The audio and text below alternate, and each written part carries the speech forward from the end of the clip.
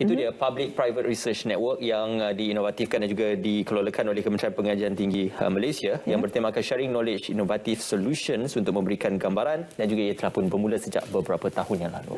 Itu pengenalannya kalau kita boleh lihat sebentar tadi. Dan untuk mengetahui lebih lanjut apakah sebenarnya PPRN ini, kita terus bersama dengan Ketua Setiausaha Kementerian Pengajian Tinggi yang berbahagia Datuk Seri Abdul Razak bin Jaafar. Assalamualaikum, selamat pagi. Waalaikumsalam saudari Syafiqah dan juga saudara Ismail.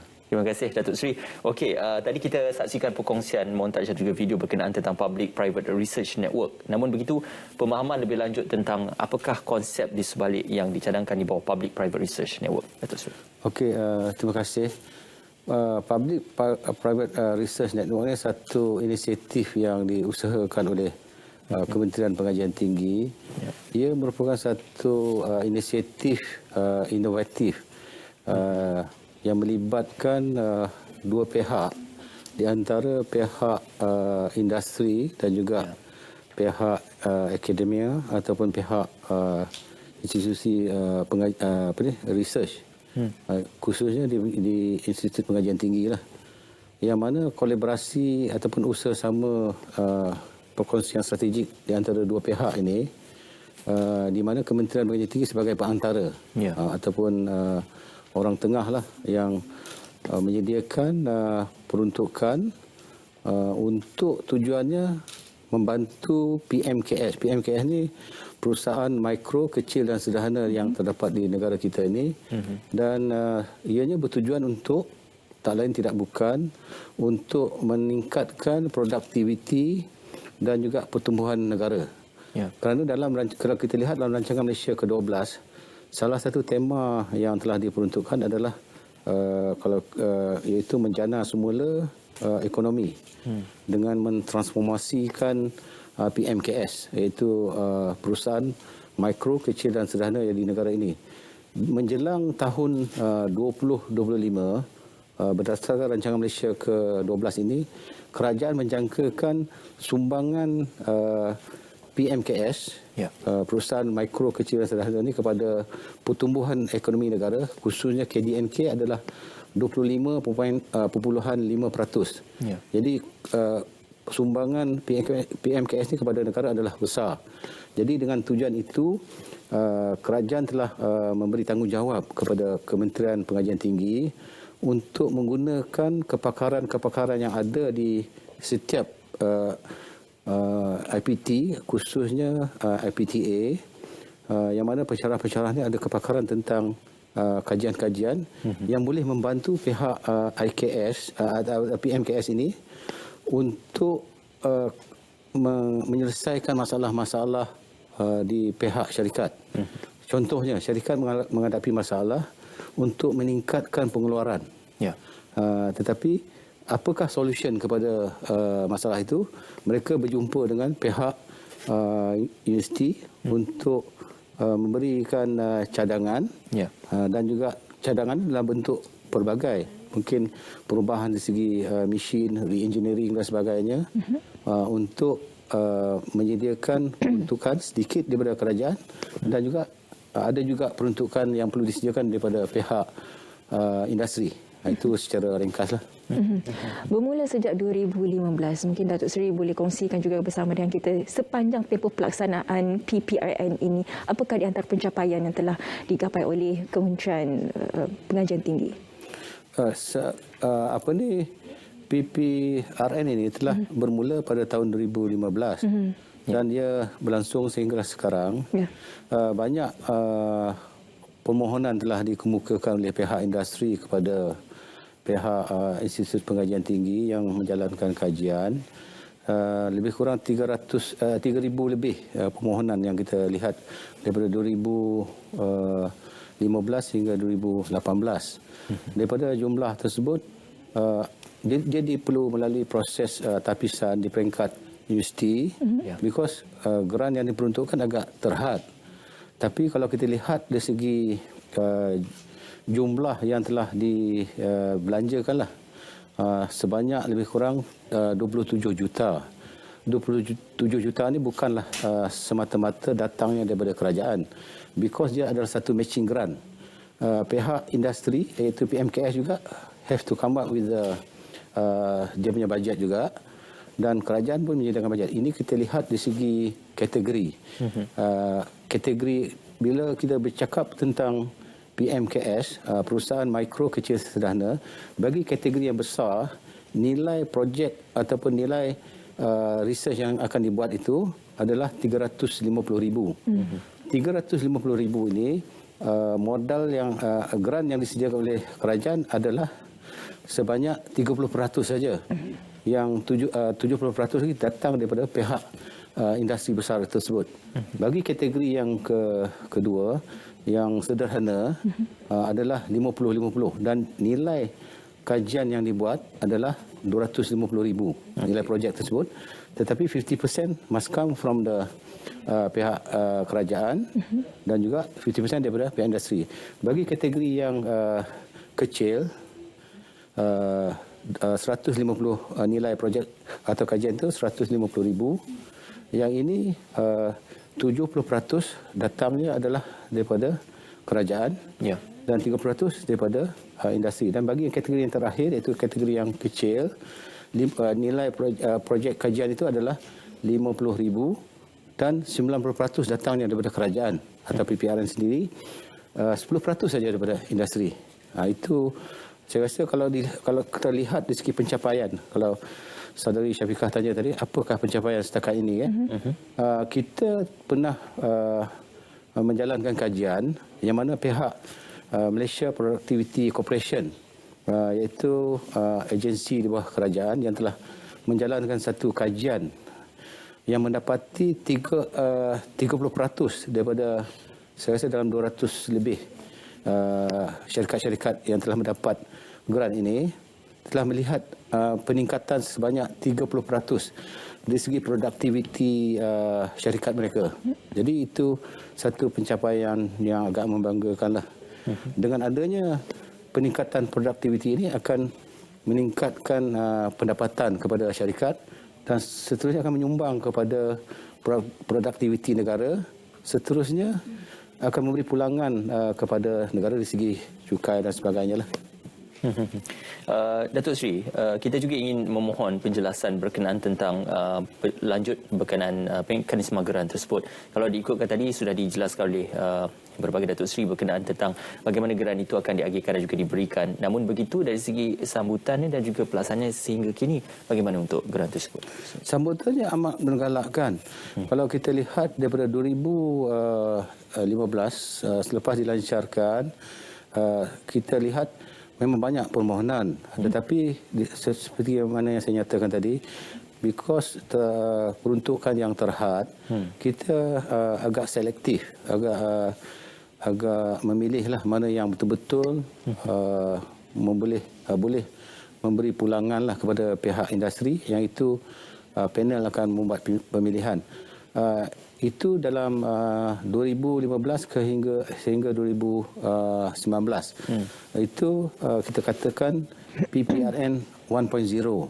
Tetapi mulai 2019 kita telah memperkenalkan PPRN 2.0, yang mana kita melihat semasa fasa 1 ataupun PPRN 1.0 hanya peruntukan tanpa mengira kategori besar, kecil, sederhana atau mikro, jumlah yang telah diperuntukkan adalah 50,000.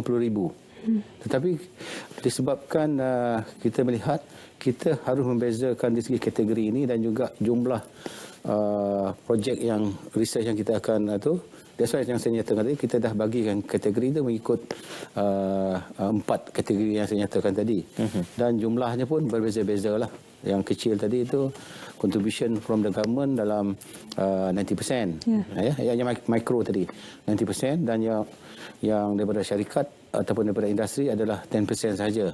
Ini satu penambahbaikan yang kita buat.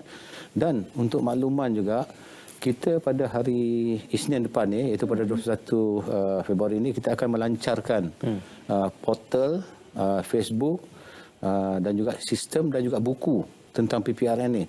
Because walaupun kita dah bermula 2015 sehingga sekarang, saya rasa masih ramai lagi pihak industri, khususnya stakeholders lah, pemegang taruh, stakeholders, dan juga masyarakat mungkin tidak mengetahui tentang inisiatif yang disediakan oleh kerajaan melalui Kementerian Pengajian Tinggi ini.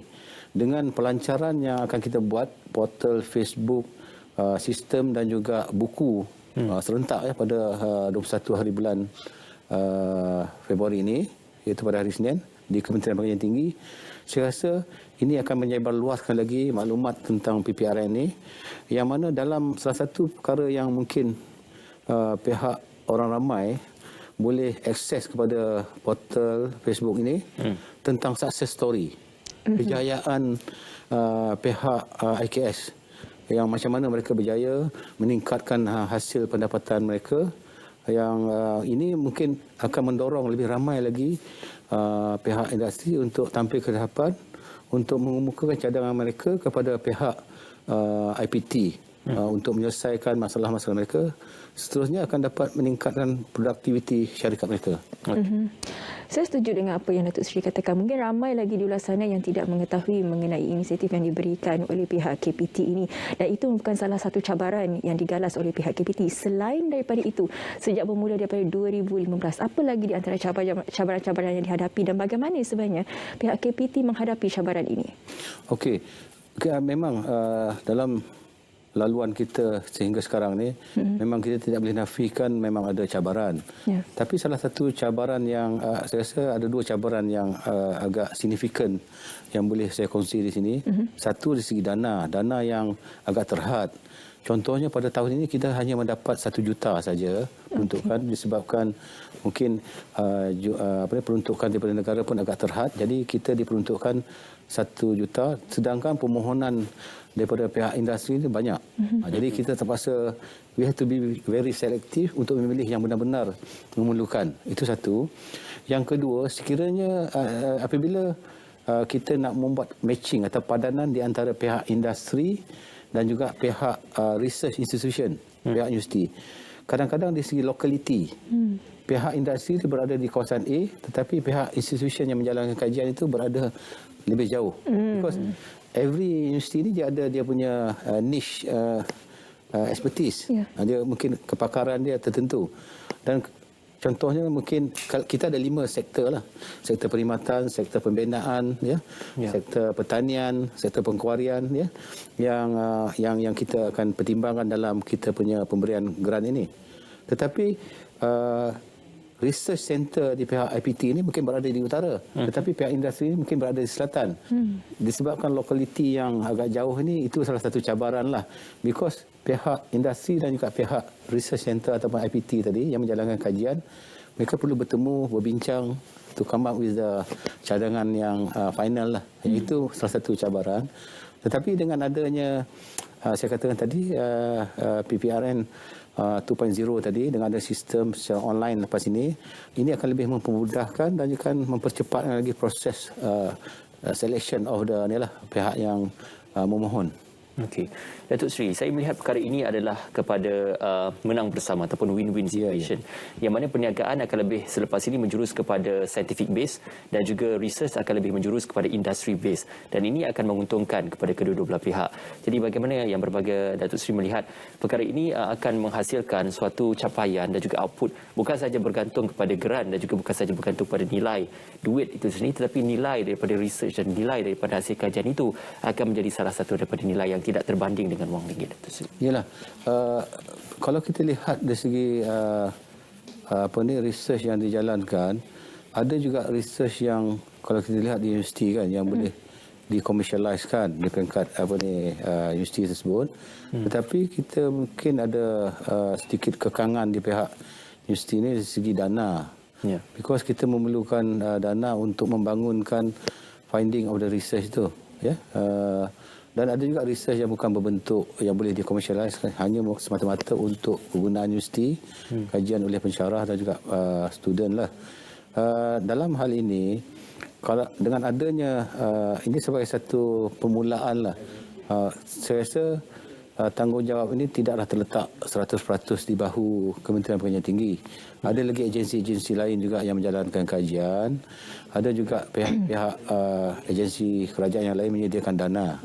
Jadi dengan adanya collaboration yang kita bermula 2015 dan berterusan, dan adanya kerjasama strategik dengan rakan-rakan kita lain daripada kementerian, agensi yang lain, bersama dengan pihak research center ataupun IPT. Mungkin dia akan datang IPTS juga, mungkin terlibat untuk sama-sama membantu negara membangunkan industri, dan seterusnya akan meningkatkan produktiviti negara. Seterusnya mempercepatkan pertumbuhan ekonomi. Itu yang secara the ultimate goal lah yang kita hasratkan. Datuk Seri berkongsi bersama dengan kita tadi, peruntukan untuk tahun ini 1 juta sahaja. Bermaksud taklah banyak sangat. Ini bermaksud kita perlu memberi fokus dan juga tumpuan kepada beberapa subjek ataupun kajian yang tertentu. Apa di antara research ataupun kajian yang dirasakan kritikal yang boleh membantu dalam meningkatkan lagi ekonomi negara kita setakat ini? Kalau kita lihat banyak sektor sebenarnya.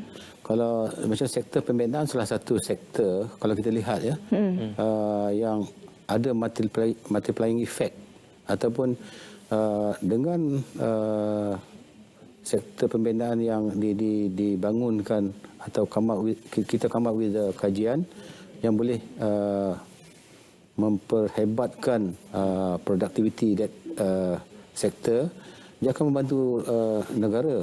Saya kata tadi salah satu sektor adalah pembinaan.